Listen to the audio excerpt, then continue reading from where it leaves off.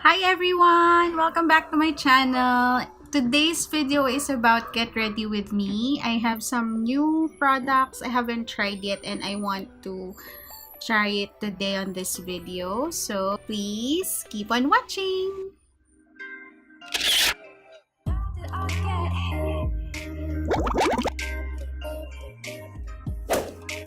Hi guys! Okay, let's start. So yung mga products na nasabi kong bagong nabili ko before na hindi ko pa nabubuksan na nagagamit na gusto kong i-try are these.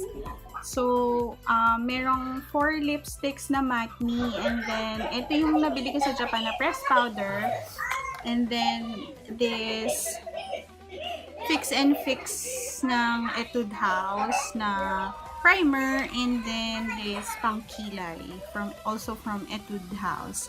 Nabili ko to sa itong dalawang to, nabili ko sa friend ko na online seller sa Instagram. And then this one, nabili ko sa friend ko na nagtitinda sa office. So, yun guys. Okay, so let's start. This would just be an everyday makeup. Okay guys, so ito na siya. Itong maliit lang tong ano na to, tong tube na to. This product contains just 5 grams. Okay, and it's made in Korea. It's a Etude Fix and Fix Primer Pore. Okay, so ito siya. Ayan. Okay, so ito may takip. Okay, and then let's put it on. Tapusin ko lang to ilagay sa mukha ko. So, usually, dito ko lang siya ilalagay sa parts ng face ko na merong maraming pimple marks para matakpan yung pores. So, naglagay din ako sa noo. Okay. Silicone. It is silicone, guys. So, kapag everyday makeup lang ang ginagamit, hindi na ako nag-foundation or liquid foundation, ang ginagamit ko na lang. Pagkatas ko mag skincare is yung itong pressed powder na to. Ayan, ganito siya.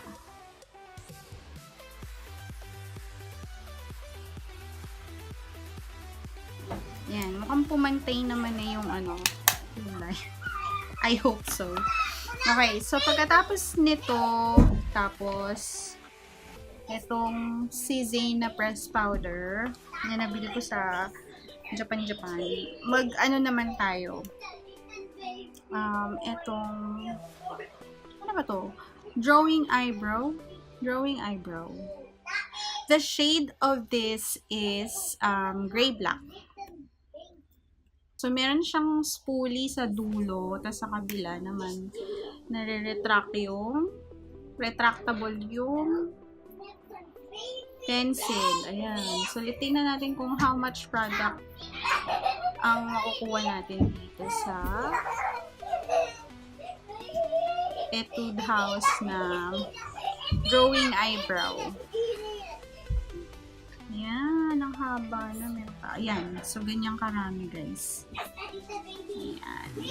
And I'll just put the price down at the description box again guys. Pero sale ko to nabili nung Chinese New Year sale. So, hindi siya ganun ka-pricey. Okay, so binalik ko na siya ulit sa dati. Iguhit natin guys. Parang ayaw niya gumuhit. Nahihirapan ako iguhit siya. Ayun o. Ayun yung shade na to. Okay, so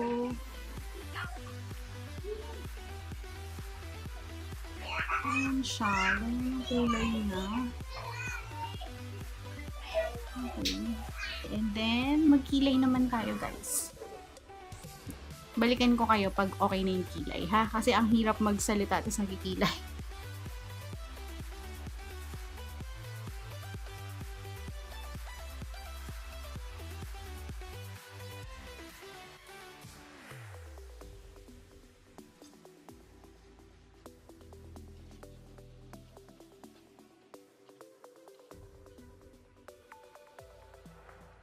So, now that we are done with the brows, okay naman siya, hindi siya super waxy. Madali rin siyang i-apply. So, I think I'm gonna be using this for quite a while. Okay guys, so kapag mga pang daily makeup lang, ito na lang yung ginagamit ko, yung lip and cheek tint ni Vice. Maganda siya kasi blendable siya. Tapos very light lang yung kulay niya. Kapag nag-dark siya, pinapatungan ko lang ulit nung pag masyadong striking yung kulay, pinapatungan ko lang uli ng press powder. Tapos okay na siya. Ayan guys. Tapos, ngayon, so na-try natin tong bago nating press powder and then itong bago nating eyebrow pencil from Etude House. And then, gumamit din ako nitong primer na to. Okay, ito kasi napaka-handy niya for traveling kasi ang liit lang. Sorry, guys. Then, now, for the lipstick, I would try all these. Yung Matte Me. Ano ba to? Meron ditong dalawang Matte Me Metallic. Ito, Matte Me Metallic. And then, Matte Me na Matte Lip Cream. So, ito sila. Okay, so yung isang shade is Roman Copper. And then, yung isa namang metallic is Rusted Rose. I-try ko muna tong, buksan muna natin tong isa. Kasi nga, hindi ko pa siya, matagal ko na tong binili guys, pero hindi ko pa nabubuksan. So, buksan muna natin.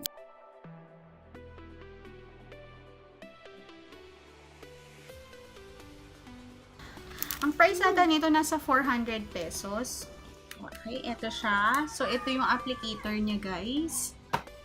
And, let's try kung ano yung kulay niya. Medyo dry yung lips ko. Lagi naman. Lagi siyang dry. Lumilit ako naman yung pagka-metallic niya. Okay. Ayan siya, ang ganda. Parang nude yung kulay niya tapos kumikintab. Ayan, ito yung ano to? Roman Copper. Ayan siya, guys. Okay, so I'm using natural lighting guys at the moment. So, ganito yung itsura niya. Okay, so buruhin natin to, yung isa naman. Try natin yung isa pang metallic. Yung isa pang metallic is Rusted Rose.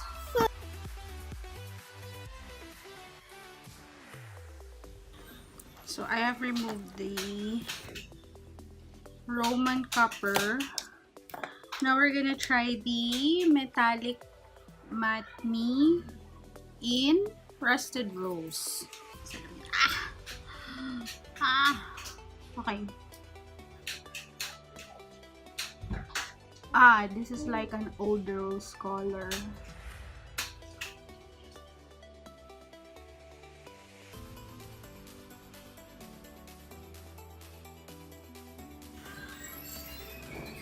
Ayan. Guys, ang ganda nito. Like this.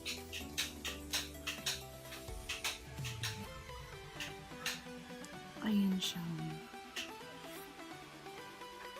Ayan. Ganda. Shiny, shimmery. Ayan. So, pagka-glide mo sa kanya, very smooth naman siyang i-glide. After mo siya ma-apply, nagda-dry na siya sa lips mo. I mean, natutuyo na siya. Ayan, nagiging matte na siya yung finish niya. Ang ganda. Okay, so, next naman, i-try natin tong, ito hindi na to metallic. This is yung, what do you call this? Ultra Smooth Matte Lip Cream. Ito. Shade Eye Birthday Suit. And this product contains 6 ml.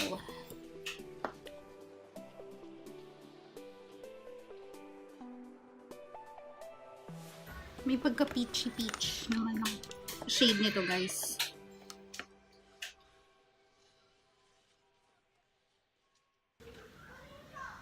Okay, yan siya.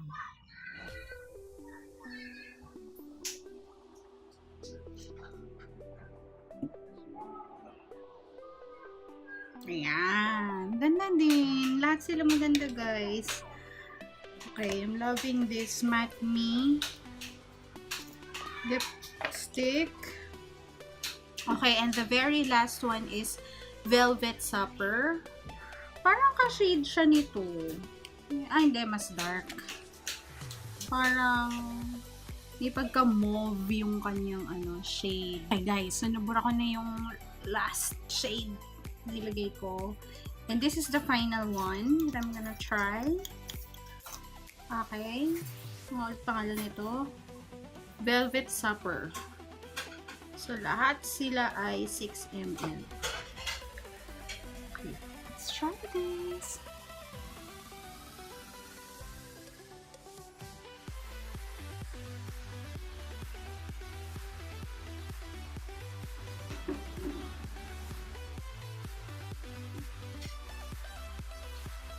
Ay, maganda din. Maganda din to, guys. Ganda. Okay, so well, lahat sila magaganda. So, I'm happy with all my purchases. Na finally, na-try ko na ngayon. Okay, guys. So, hopefully, nag-enjoy kayo sa video na to. And thanks for joining me for this Get Ready With Me video. And I hope to see you again on my next video. If you're new, guys, please subscribe and click the like icon if you like this video. Bye!